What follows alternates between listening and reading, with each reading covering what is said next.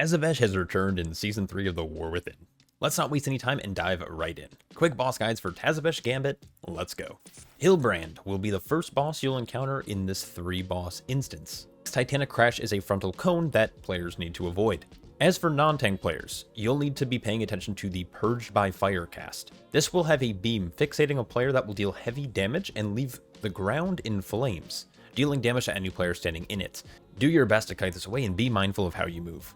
The last main mechanic of this phase is the boss will be spawning 2 adds. These adds will attempt to channel a damage reduction on the boss. This channel can be stopped with CC, or you can minimize the amount of casts that need to be interrupted by letting them channel instead. Once the boss reaches 100 energy, he will head towards the center of the room and start his intermission. During this, the boss will be taking 99% reduced damage, and any adds remaining will attempt to protect the different councils around the room, so finish these adds off. Players in your group will want to pick up the runes around the boss and wait for another player to channel the center control council. This center control council will display which runes need to go in which location, starting in the upper right corner of the room, making a reverse U shape. I personally recommend the tank doing this since the DPS will be finishing off the adds and the healer is going to be keeping them alive. Once you slot each of these runes into their correct location, the boss will become vulnerable once again, starting phase 1 over. This very pirate lady will end up being a very chaotic encounter. While the room seems quite large, it'll fill up quite quickly. The main mechanic of this fight is by controlling waves of adds that spawn from the nearby ship. These adds will fixate players, so make sure you're near the boss to funnel them in. While they do have a health pool and can be killed by players, they can also be defeated by the main tank buster ability, Infinite Breath. This will lock onto a tank, whose main goal is to aim it at as many adds as possible. Eventually, it'll lock onto the location so the tank can avoid getting hit. Ideally, you'll clear all 4 of the fixating adds, but if you happen to miss one, your group should respond by using crowd control. The rest of the fight is quite simple. The boss will debuff 2 players, which will deal ramping damage over time, but also increase their haste by a significant amount. Healers will want to keep this under control by dispelling occasionally.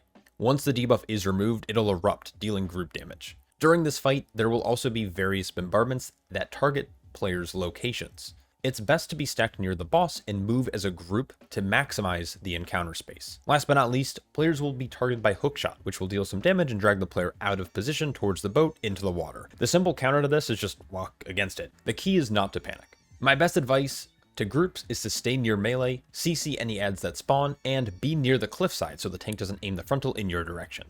Best of luck with this chaotic encounter. Time for the longest boss fight of your life. Wait, never mind. Soleil is a 2-phase encounter that has a hard boss reset when you bring Soleil below 40% health. In phase 1, the boss's mechanics are pretty straightforward. Hyperlay Bolt will deal group damage, so healers will need to counter this with some triage healing. Next, the boss will attempt to summon 2 adds. Tanks will want to get threat, and DPS will want to blow these adds up as fast as possible. They will teleport away after a short period of time and try to cast Shuriken Blitz. This needs to be interrupted immediately, or it'll deal nasty damage to your group. Last but not least, the boss will cast Collapsing Star.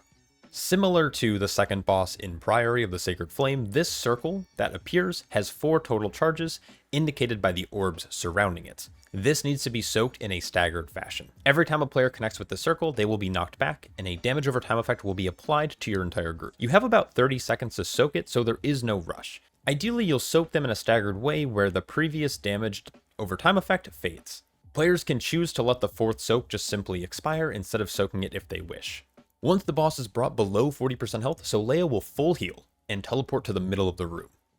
During this intermission, the boss will be immune to damage and will become invulnerable until all of the star fragments are shattered around the room. The key to this part is to spread out early and make sure 1 player is near 1 star. Then all you need to do is line these lines up and shatter them. Following this, you will enter phase 2. It's common for tanks to drag the boss to either the north or south side of the room, making dodging star fragments much easier. The boss will cast Energy Fragmentation, which will shatter the stars in the room in a staggered fashion. Be sure to avoid these at all costs.